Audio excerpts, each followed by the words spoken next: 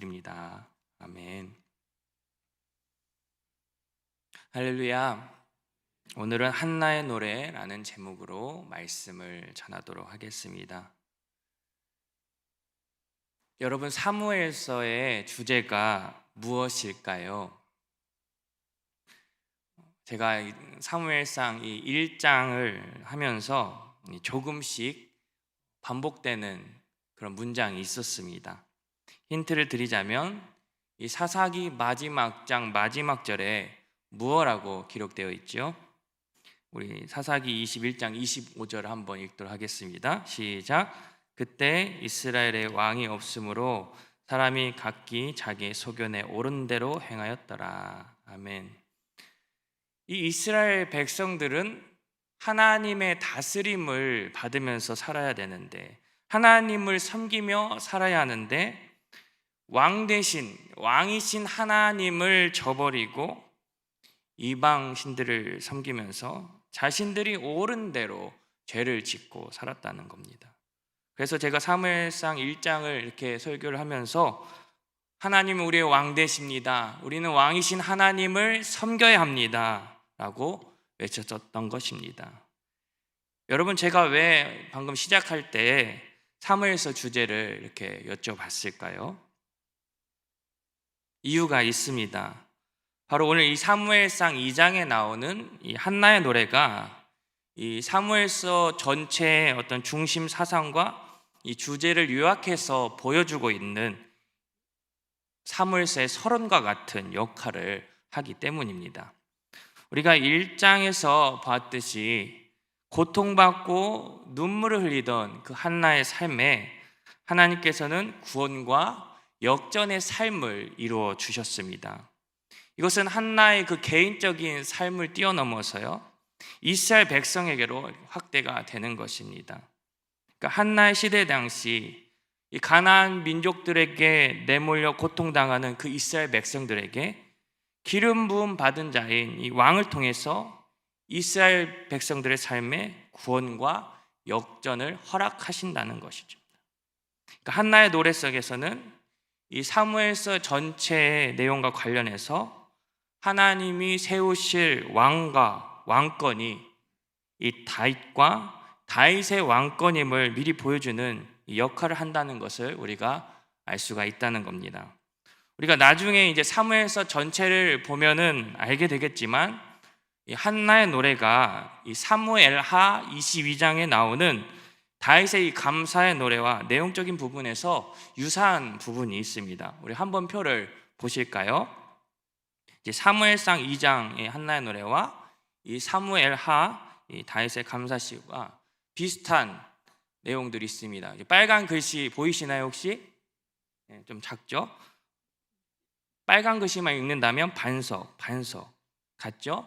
또 낮추기도 낮추시리이다. 또 하늘에서 우레로 하늘에서 우레소리를, 또 자기 왕에게 또 그의 왕에게 기름 부음을 받은 자, 기름 부음을 받은 자.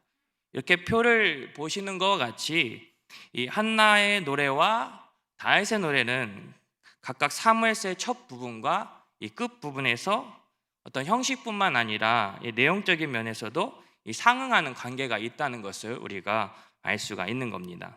그러니까 즉 한나의 노래라는 것은 장차 사무엘서에서 펼쳐지게 될 하나님의 큰 일들을 내다보면서 노래하고 있는 것이고, 이 다윗의 노래는 이 사무엘서에서 이미 일어났고 또 역사적으로 확정된 일들을 뒤돌아보면서 하나님께 감사의 찬양을 드리고 있다는 겁니다. 그러니까 사무엘서에서 이렇게 기록으로 남아있는 이 이스라엘 초기 왕정의 역사가 사람이 이끌어가고 사람 중심으로 이루어지는 것이 아니라 하나님 중심으로, 하나님 손길로 말미암은 것이라는 사실을 드러내고 있는 것입니다. 그리고 하나님께 모든 영광과 찬송을 돌리고 하나님의 그 다스림이 드러나고 있다는 것을 우리가 깨달을 수 있다는 겁니다. 그래서 결론부터 말씀을 드린다면 한나의 이 노래에는 여호와 하나님의 주권이 강조되어 있고, 이러한 의미에서 왕과 왕권을 주시는 분도 여호와, 진정한 왕은 누구냐? 진정한 왕은 여호와 하나님이시다라는 것을 드러내고 있다는 것입니다. 이것이 사무엘서의 주제가 될 수 있다는 거죠. 먼저 우리가 이 본문 2장 1절을 보도록 하겠습니다. 우리 다 같이 읽도록 하겠습니다. 시작.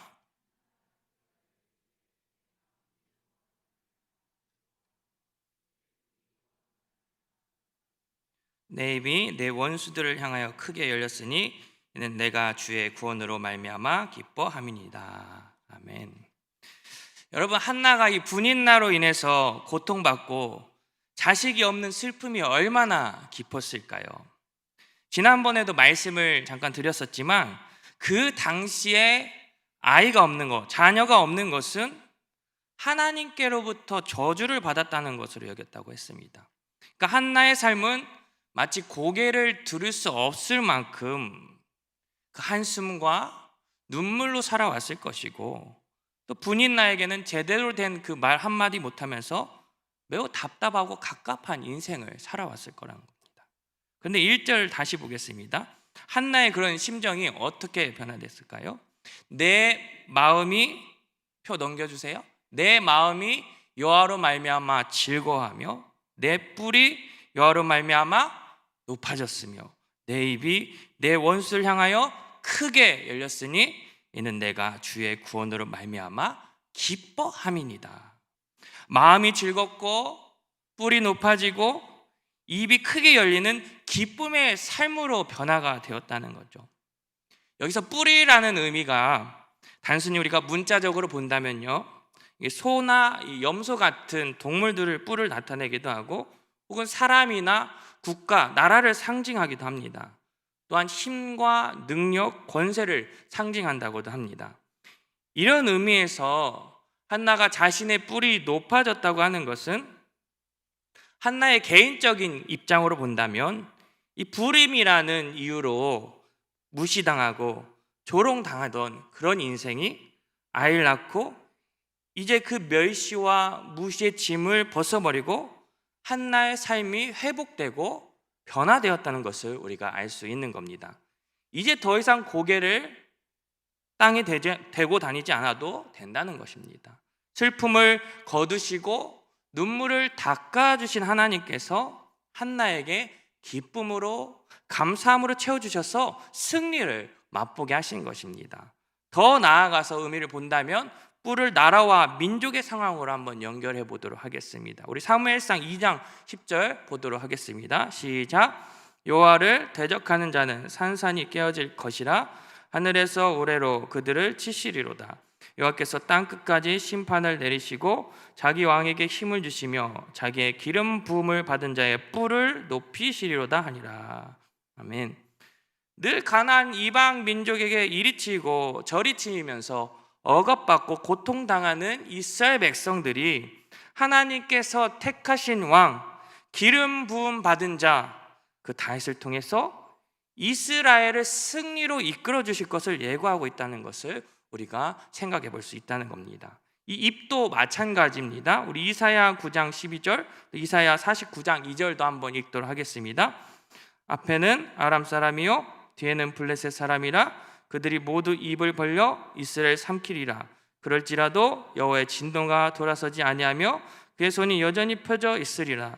내 입을 날카로운 칼같이 만드시고 나를 그의 손 그늘에 숨기시며 나를 각고 닦은 화살로 만드사 그의 활사통에 감추시고. 성경에서 쓰인 걸 보면은 이 입이라는 것은 전쟁과 전쟁 무기인 칼에 비유하고 있는 것을 본다면 이 한나가 사용하는 그 표현은 분인나와의 대립과 다툼, 또한 앞으로 이스라엘 백성들의 그 전쟁 중에서 승리와 기쁨을 주실 것을 노래하고 있다는 겁니다. 그러니까 즉 한나의 노래를 우리가 승리의 노래로 볼 수 있다는 겁니다. 그러니까 한나는 이 전쟁과 같은 비참한 인생 속에서 하나님께서 자신을 건져주셨다는 이 사실 때문에 기뻐하고 즐거워했습니다. 그렇다면 여러분, 한나가 이렇게 마음이 즐겁고 뿔이 높아지고 입이 크게 열리는 이 근본적인 이유가 무엇일까요? 한나가 기뻐하는 이유가 무엇일까요? 사무엘을 얻어서일까요? 이제는 분인나가 격분하지 않게 해서일까요? 한나의 그 기쁨의 근원이 어디에서 나오는 것일까요? 바로 하나님께 있습니다. 아멘. 표를 볼까요? 내 마음이 여호와로 말미암아, 아멘. 내 뿔이 여호와로 말미암아 높아졌고 내가 주의 구원으로 말미암아 기뻐함이니이다. 아멘. 사랑하는 성도 여러분, 한나의 기쁨의 그 근원은요, 불임이었던 자신에게 아들을 주시고 그 그녀의 기도를 들으시고 고통을 승리의 기쁨으로 바꿔주신 유일하신 전능하신 하나님께 있다는 것을 우리는 깨달아야 합니다. 그래서 우리가 오늘 본문을 보면서 이 한나의 노래가 어렵게 얻은 아들, 이 사무엘에게 초점이 맞춰져 있는 것이 아니라 큰 일을 행하신 전능하신 하나님 여호와께 향해 있다는 것을 우리가 깨달아야 합니다. 그렇다면 우리에게도 한번 질문을 해보겠습니다. 우리의 기쁨의 근원은 어디에 있습니까? 삶에서 무언가를 이루게 되고 무언가를 얻게 되었을 때 우리는 무엇 때문에 기뻐하고 있습니까? 질문을 다시 해볼게요. 우리는 무엇을 기뻐하고 있습니까? 물질로 기뻐합니다. 혹은 건강으로도 기뻐합니다. 자녀들로 기뻐합니다. 오해하지 말할 것은 기뻐하지 말라는 뜻이 아닙니다. 우리에게 중요한 것은 나 같은 죄인 살려주신 예수님의 그 십자가의 사랑으로 우리에게 생명을 주시고 우리를 죄에서 자유케 하시고 죄에서 건져주신 구원의 하나님 아버지로 말미암아 기뻐하면서 하나님께 영광을 돌리는 삶이야말로 합당한 삶인 줄 우리는 믿습니다. 그런데 우리는 하나님을 먼저 생각하지 않을 때가 있어요. 기쁨만 생각하는 거예요. 변하던 나의 상황과 환경에만, 기쁘게 된 일에만 몰두하고 은혜를 주신, 구원을 주신 하나님은 까맣게 잊고 살아오진 않았는지 돌이켜보시기를 바랍니다.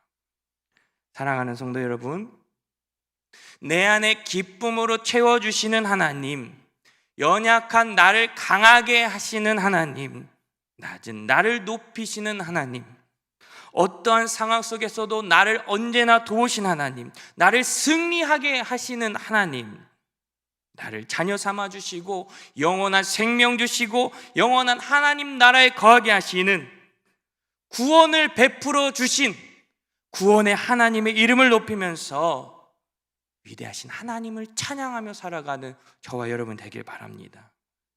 기쁨의 이유가, 우리가 기뻐하는 이유가 저 세상에 있는 것이 아니라 하나님 외에 다른 것에 있는 것이 아니라 오직 우리 기쁨의 근원 되시는 만왕의 왕, 전능하신 유일하신 하나님 아버지께 있다는 사실을 믿으시기를 바랍니다.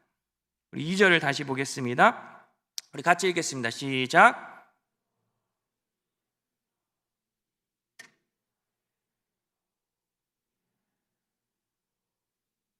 아멘.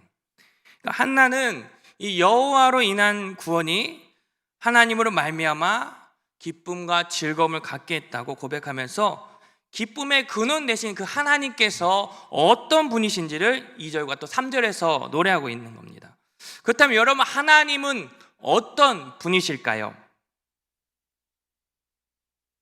하나님은 어떤 분이시죠? 방금 읽었는데 거룩하신 하나님이십니다. 한나는 여호와와 같이 거룩한 자가 없다고 노래하고 있습니다.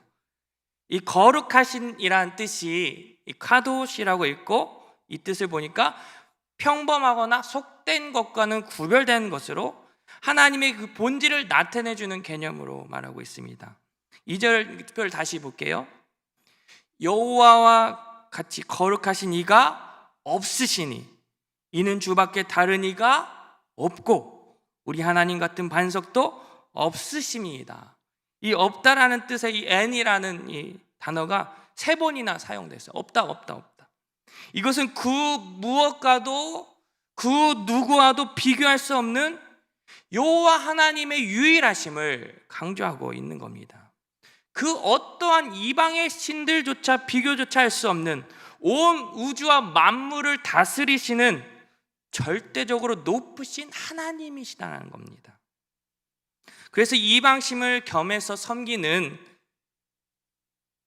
그런 것들이 당연했던 이런 사사시대에, 그런 타락한 상황 속에서 하나님을 유일하신 분으로 고백한 한나의 신앙은 매우 놀라운 것이 되는 겁니다.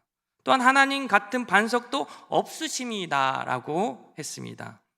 이 반석이라는 것을 이게 원어로 보니까 이 추르라고 하는데요, 우리가 일반적으로 생각하게 되는 이 커다란 돌덩어리 하나 정도가 아니라 여러 돌이 붙어서 커다란 덩어리를 형성하고 있는 어떤 절벽이나 돌로 이루어진 큰 언덕과 같은 것을 말합니다.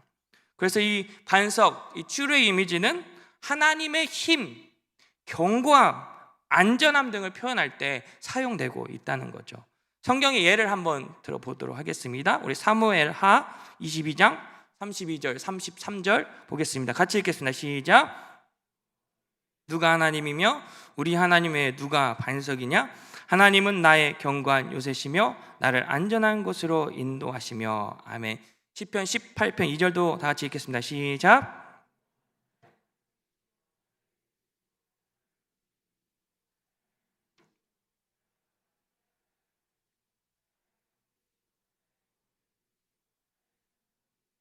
아멘. 하나님만이 우리의 반석이신 거예요. 안전하시고 견고하시고 우리를 보호하시는 거. 본문 2절 말씀을 묵상하면서 저에게 2가지 질문을 던져봤습니다. 첫 번째로, 정말로 나는 주님밖에 없습니다, 하나님밖에 없습니다, 하나님뿐입니다, 이렇게 고백하면서 살아가고 있는가? 여러분, 주님밖에 없습니다 라는 건요, 주님 외에는 다른 것은 바라보지 않는다는 거죠. 그러니까 하나님 외에 다른 것을 사랑하지 않는다는 것이죠. 오직 하나님 한 분만 섬기고 하나님 한 분만 사랑하고 하나님 한 분만 바라보는 삶이 되고 있습니까? 라를 질문하는 겁니다. 질문을 바꿔서 본다면, 하나님 한 분만으로 만족합니까? 예수님 한 분만으로 충분합니까? 이 말이 되는 거죠. 여러분, 우리는 이 질문에 무엇라 대답할 수 있을까요? 저는 고개를 들 수가 없더라고요. 하나님만 바라보며 살지 못했거든요. 하나님을 섬긴다고 하면서도 세상의 것도 바라봤어요. 하나님만으로 만족하며 살겠노라 했지만, 예수님으로 충분합니다라고 고백은 했지만 다른 것으로 내 삶을 채우려고 했다는 거예요. 나의 만족으로, 나의 자랑으로, 세상의 기쁨으로 채우려 했던 그 삶은 구별된 삶이 아니라 결국 세상과 타협하는 삶이 되고 세상의 다스림을 받고 만다는 거죠. 내 인생에 나를 구원하신 분, 내게 생명 주신 분, 나를 도우시는 분은 오직 하나님밖에 없습니다. 여러분, 이 고백이 변치 않았으면 좋겠습니다. 하나님 외에는 다른 그 무엇도 사랑하지 않고 하나님만 끝까지 바라보겠습니다. 이 마음이 변치 않기를 바랍니다. 왕이신 하나님, 나를 다스려 주소서.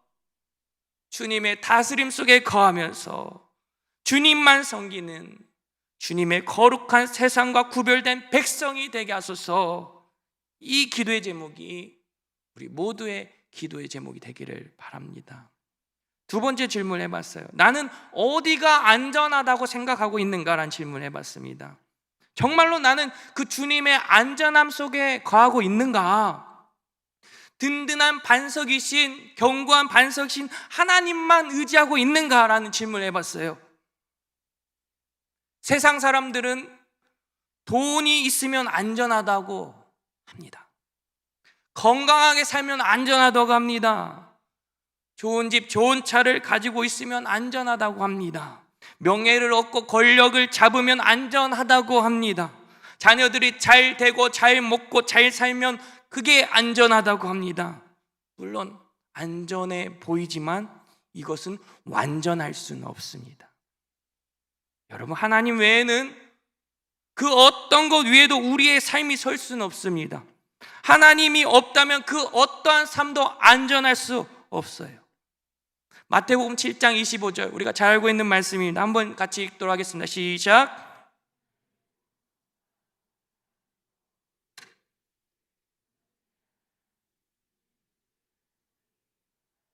아멘.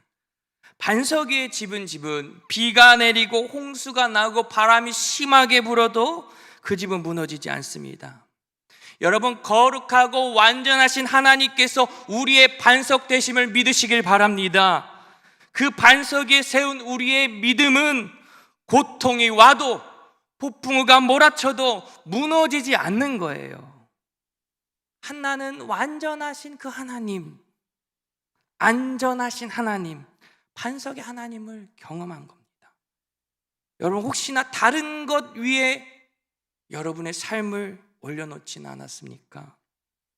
다른 것 위에 내 자신을, 내 자녀와 내 가정과 내 인생을 세우지는 않았습니까? 하나님께서 반석이십니다. 그 무엇과도 비교할 수 없는 견고하고 완전하고 안전한 반석이십니다. 세상에서 안전하다고 하는 것이 완전한 것이 아니라 오직 주님만이 완전하고 주님만이 영원한 반석 되심을 믿으시면서 유혹 속에서도 흔들리지 않길 바랍니다. 핍박 속에서도 넘어지지 않길 바랍니다. 고통 속에서도 쓰러지지 않는 저와 여러분이 되기를 바랍니다. 3절 보겠습니다. 우리 같이 읽겠습니다. 심히 교만한 말을 다시 하지 말 것이며 오만한 말을 너의 입에서 내지 말지어다. 여호와는 지식의 하나님이시라 행동을 달아보시느니라. 아멘.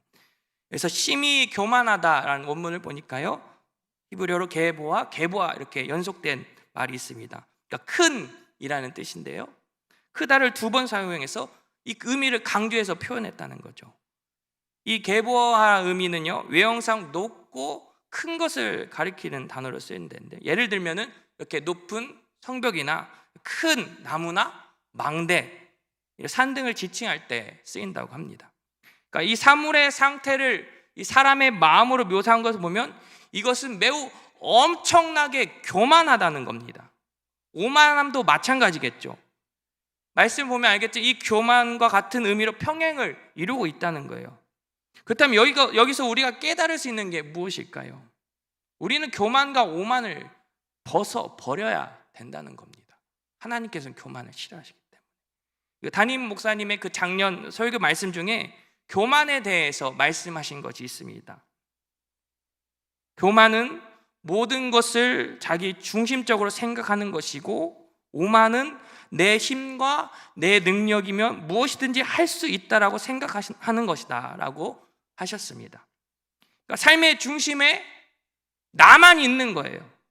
그러니까 이기적인 마음을 떠나서 하나님의 일도 자기 중심으로, 인간 중심으로 생각하면서 그렇게 살아간다는 거죠. 하나님의 말씀과 상관없이 행동하고 하나님의 다스림을 거부하면서 오직 내 생각과 내 방법으로 살아가는 것, 교만함인 거죠. 사울이 그랬어요. 우리 사무엘상 13장 8절 9절 말씀 우리 다 같이 읽도록 하겠습니다. 시작.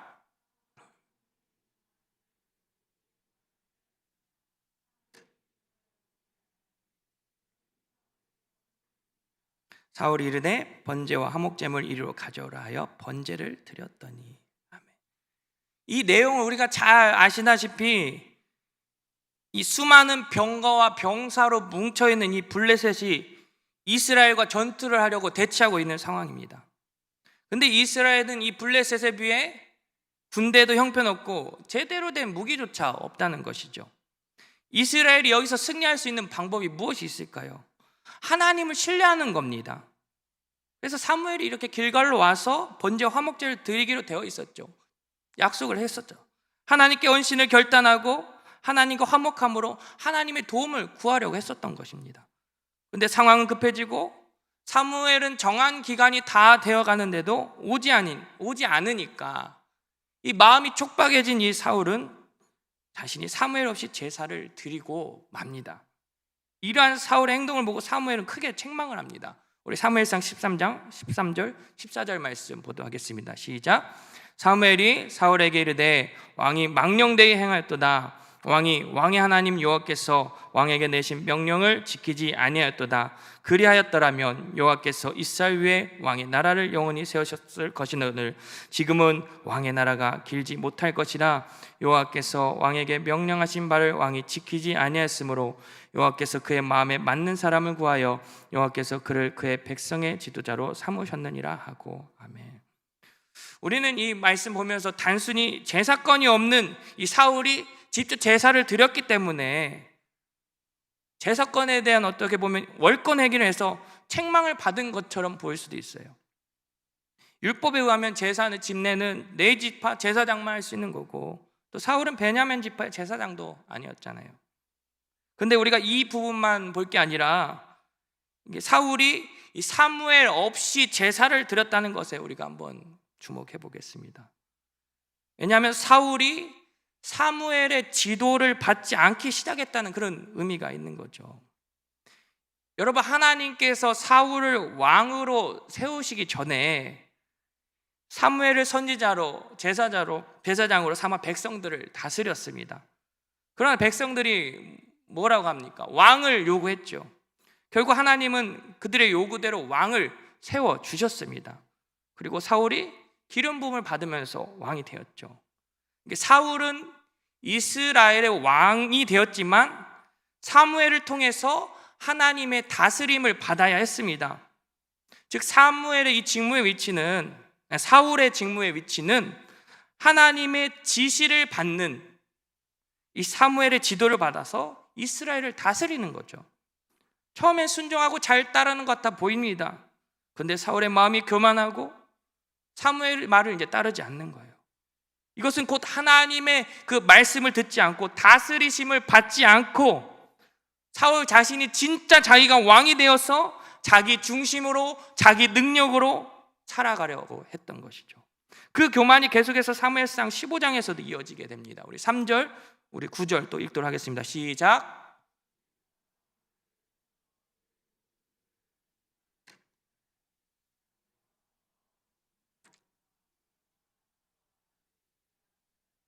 잠깐 멈출게요.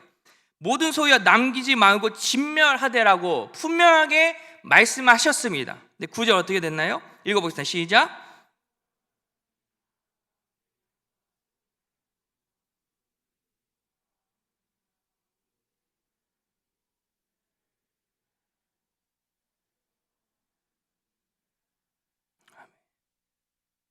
이게 교만이죠. 여러분, 나를 다스리고 통치하시는 분은 하나님이셔야 되는데, 주님이셔야 되는데 오히려 내가 주인이 되고 내가 원하는 대로 살고 내가 드러나는 것이 교만이라는 거죠. 내 힘, 내 능력, 나로만 채워지는 것이 오만인 거죠. 우리의 모습은 어떻습니까? 하나님의 말씀을 들어도 이젠 반응이 없어요. 하나님의 말씀을 들어도 감각이 없습니다. 하나님의 말씀에 우리의 삶이 움직이고 변화가 되는 것이 아니라 오늘도 내 생각에, 내 뜻에, 내 방법대로 움직이고 주님의 말씀하심에 주님의 다스림을 거부하고 있지는 않은지 우리가 돌이켜보기를 바랍니다. 우리 3절 다시 보겠습니다. 우리 다시 한번 읽도록 하겠습니다. 심히 교만한 말을 다시 하지 말 것이며 오만한 말을 너희 입에서 내지 말지어다. 여호와는 지식의 하나님이시라 행동을 달아보시느니라. 아멘.